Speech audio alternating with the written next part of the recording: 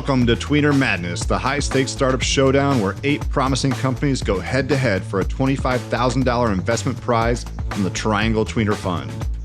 But before the competition kicks off, let's meet the people making the tough calls, the judges. In this special Meet the Judges episode, we're sitting down with the investors and industry leaders who will be asking the hard-hitting questions, evaluating the startups, and ultimately deciding who moves forward in this bracket-style competition. Each round, 3 judges will vote on which startups advance, leading up to the finals in early April, where one company will take home the top prize.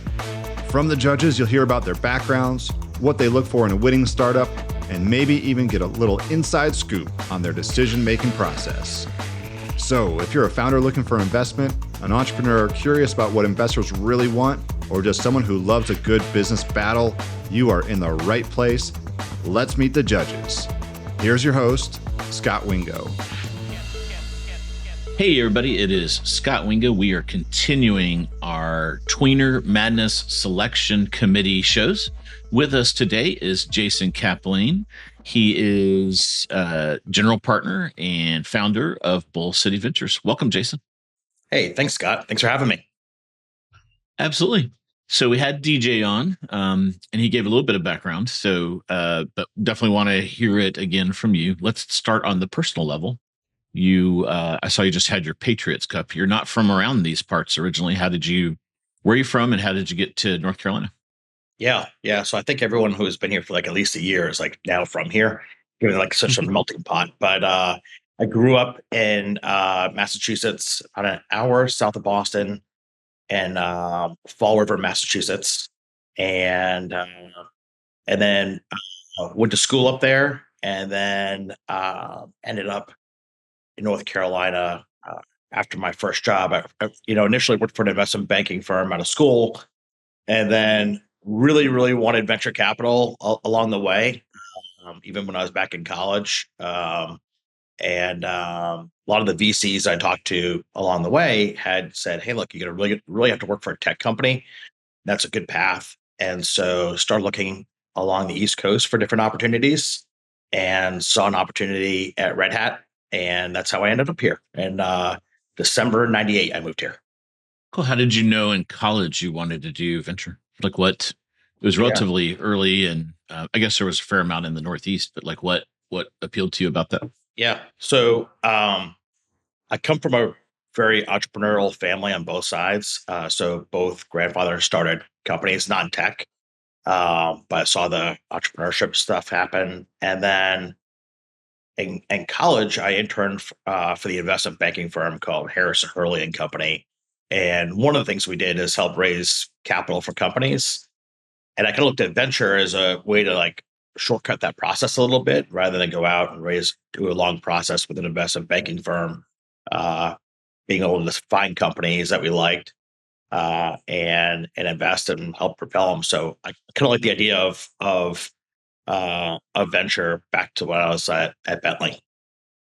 I actually applied to like 50 firms in Boston for my first, and I heard back from one that was Summit Partners. They said no, but didn't hear back from the other 49. Yeah. So I tried even back in college to get in. Yep. And then in college you studied accounting or like finance? Yeah. Finance. Yeah. I graduated with a finance degree. Yeah. Cool. And then how did you work your way to North Carolina?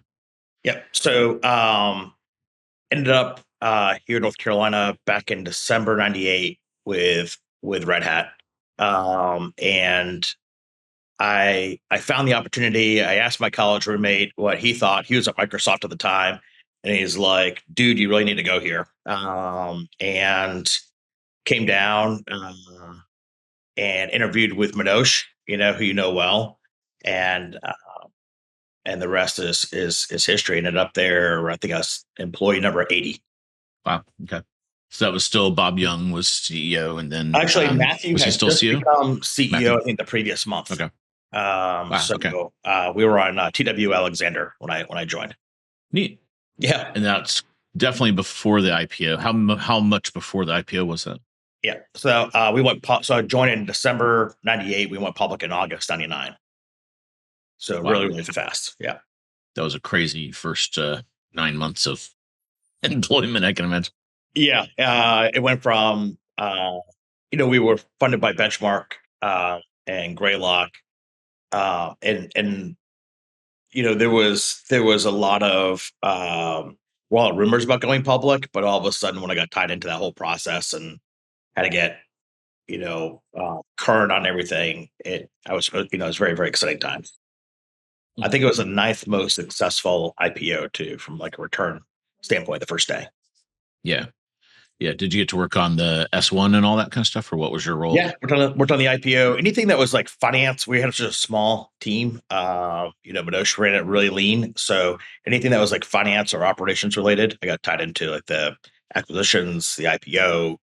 Um, we had Red Hat Ventures for a little bit where we invested in some companies, uh, including companies like Rackspace. So got involved with some of that as well. Yeah, one of the cool innovative things you guys did from a pricing perspective is with, I guess you guys call it RHEL, which was the Red Hat Enterprise Yeah. Linux.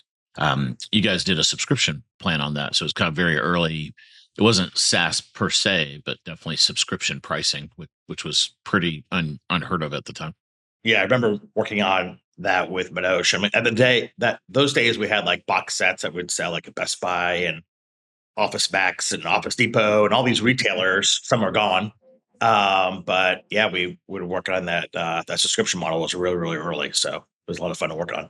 Yeah, and I think Wall Street kind of figured that out over time. That recurring revenue is pretty magical. Yeah. Help smooth out the ups and downs. Definitely. Now they obviously love it with the prevalence of B2B software as a service. Yeah, those were early days for that model. So that was a lot of fun. Yeah, cool. And then how did you decide to leave Red Hat and do whatever came next? That was always the plan. Actually, my initial plan was to move here for like 2 years, do the Red Hat thing, and then leave. So I stayed for 2 years. I was probably burned out after about a year and a half and started kind of looking after a year and a half.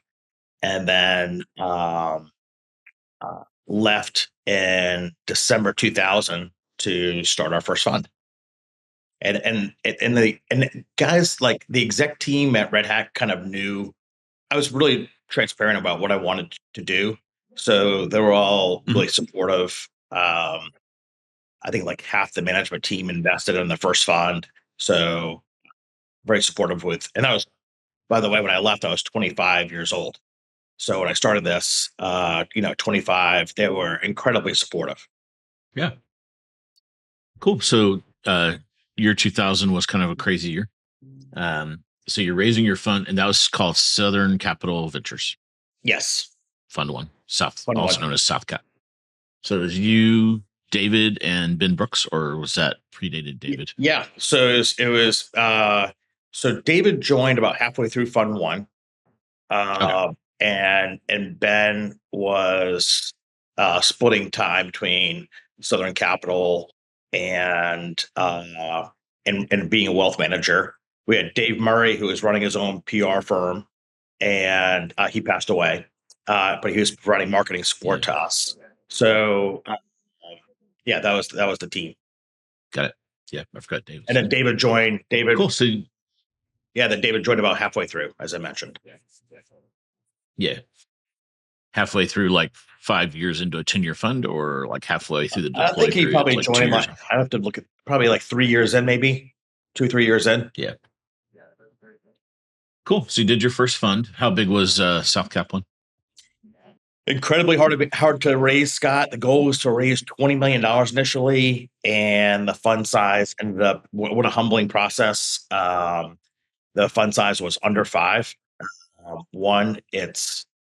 We were raising the fund during a down market, and people didn't want to put money in the public market, never mind putting money in a fund that's run by a 25-year-old kid who's never run a venture fund before. So it was really, really hard to raise that first fund, which I think actually helped, by the way. Yeah. So at least you could take some shots on goal. So you started investing. And then how did you get into South Cap 2? It was really getting some early exits was important. So given the time frame, given how hard it was to raise the capital, we were very disciplined on how to put that money to work. I think there was like an increased respect for the dollar. And we focused all, Fund One was all in North Carolina companies, made 8 investments, including Channel Advisor, yours, right? So glad we invested there. And we were lucky enough to focus on experienced entrepreneurs, some really good companies, some attractive valuations given the downturn. And scroll that all together, and we ended up with a really good fund that had some early exits and propelled us to Fund Two. Fund One made 8 investments and 3 went public. So really good hit rate. That's pretty good. Yeah. We call that and the power law. Yeah. The South Cap 2, how big was that? So you went from kind of like a 5-ish to how big was? So with David on board, the goal was to raise Fund Two. With the goal was to raise 12. We raised 15, and relatively with some speed as well this time around. So it didn't take 2 years. I think that one was like 9 months. Yeah. Nice. Cool. So that was probably 2005 ish. I think it was 2005, 2006. Yeah, somewhere around there. Yeah.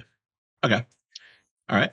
Cool. They all blend together now. After 25 years, they all kind of blend. Yeah, I have to go look at my dates. I have it memorized because I do this bio talk so many times.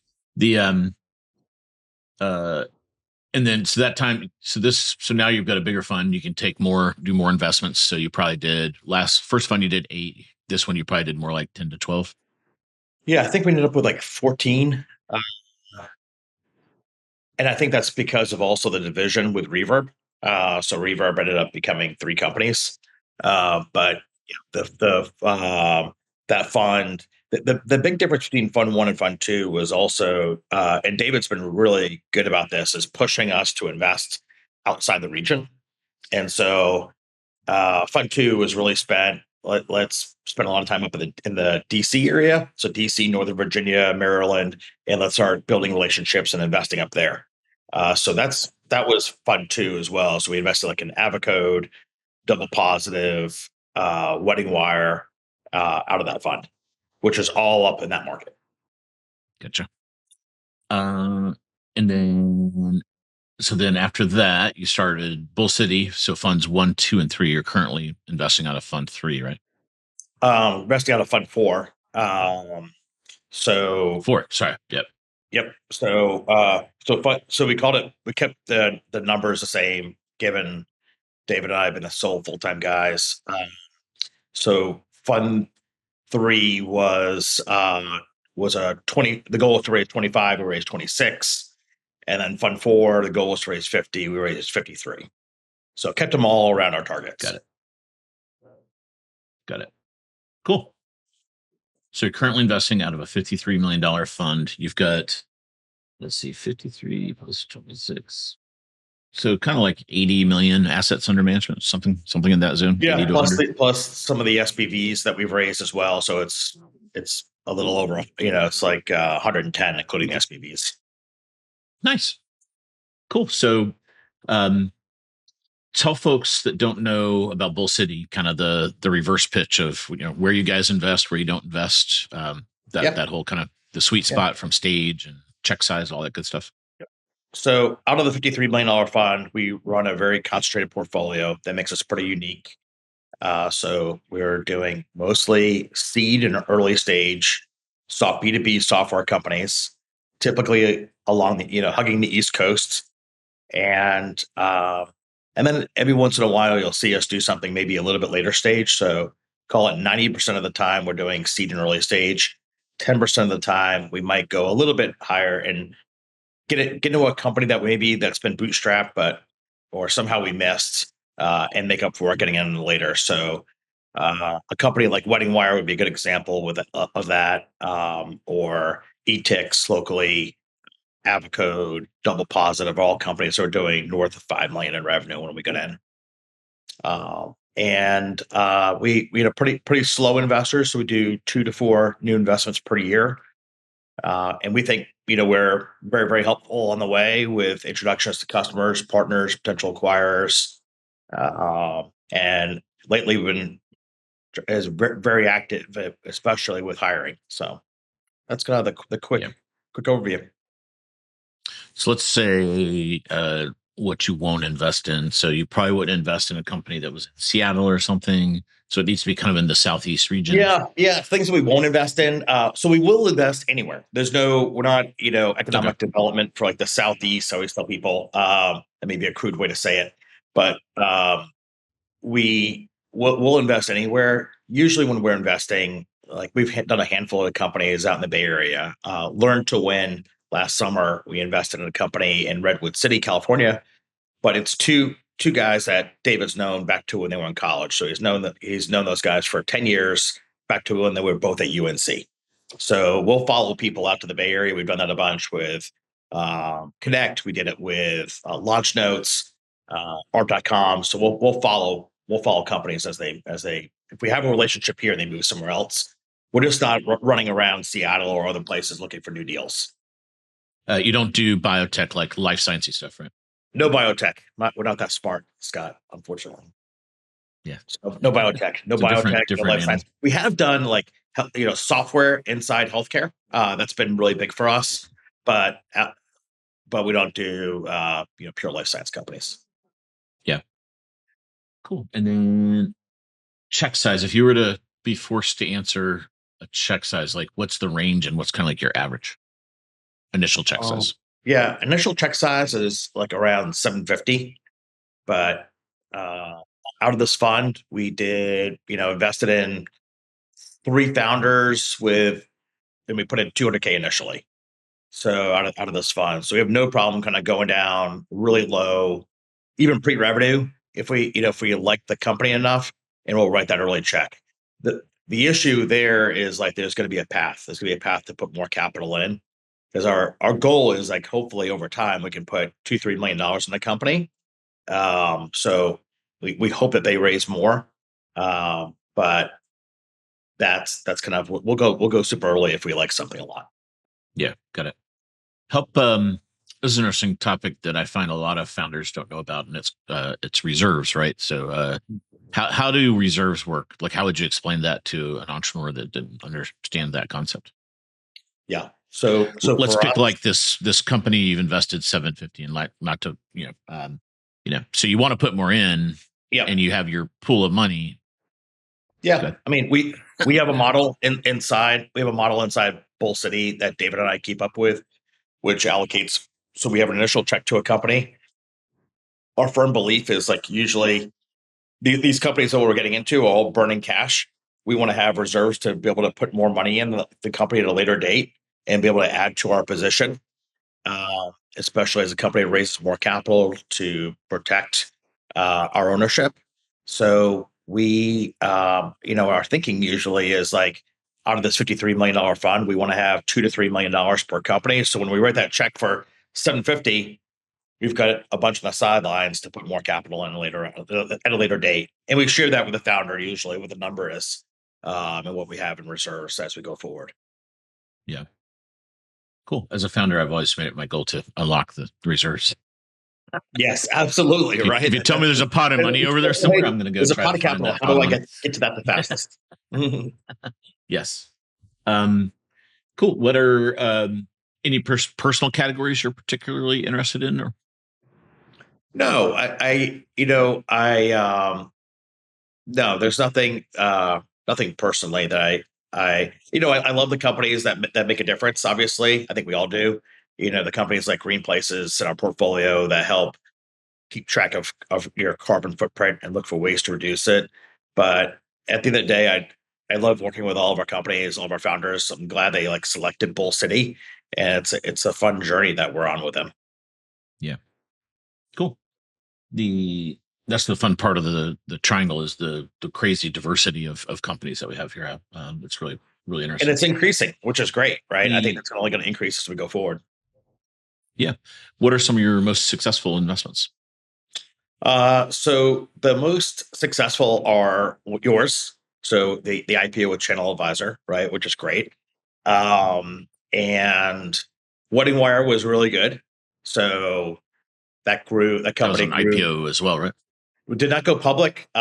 We sold when Premiere came in, and then they combined it with, so they bought the Knot. So now it's the Knot Oh Worldwide. yeah. So that was really, really good as well. And then Reverb Nation, which looked like a sleeper for a while. So Reverb Nation, Mike Dornberg's company, ended up birthing two other companies. So it birthed AdWorks, which is still going, and also Playmetrics. So then Mike sold Playmetrics, sold Reverb. So we had a really good return with that as well. Cool. Anything in your anti-portfolio stuff you said no to that you regret? There's a lot. There's that's the interesting thing in this business. Like, for every great company you have, like, there's like 5 others you missed that you're like, you had a shot at and you passed for a variety of reasons. Yeah, I mean, we've got Peloton, right? So knew John Foley, David and I sat across the table from him at breakfast in New York, and he pitched us this idea. He had just finished running the Nook at Barnes & Noble. And so look, it's like a Nook on a bike. We came out of the breakfast meeting, we're like, this is a Nook on a bike. And we're like, we're laughing as we're like leaving. Like, that's crazy. Flatiron Health in New York, Nat and Zach, they actually passed on us initially. David did a great job creating a list of like prospects for them. They flew down here, and after David ran them around in his car for 2 days, they gave us a spot to get in their deal, and then we said no. And then there's a zillion local stories that we've had from AI Match to we wish we're in Pendo, having known Todd and Eric for a long time. There's a lot of great companies out there that we missed. So I think that's what keeps the VCs hopefully a little bit more humble. Cool. I don't know. You've been at this since you were 25, and you're no spring chicken anymore. I don't know how many pitches you've seen in 25 years of doing this, but it's probably into the thousands. What are your tips for folks, either do's or don'ts, or a little bit of both, that are, this is probably a lot of first-time founders in our contest. They're super early. Anything you can kind of tell them on how to nail a pitch from that stage? A couple of things I'll mention, Scott. One, I think it's important to keep it clear, fit into the time frame.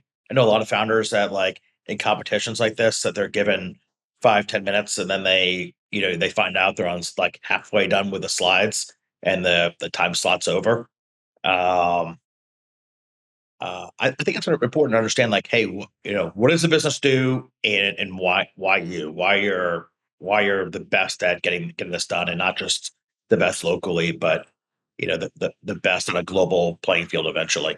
The other thing I'll mention too, which is really interesting, and I've never had this, I didn't know, or I haven't gone to a meeting like this and had this knowingly happen to me. So I met with a founder the other day, and she was like, hey, can I share something with you a little creepy?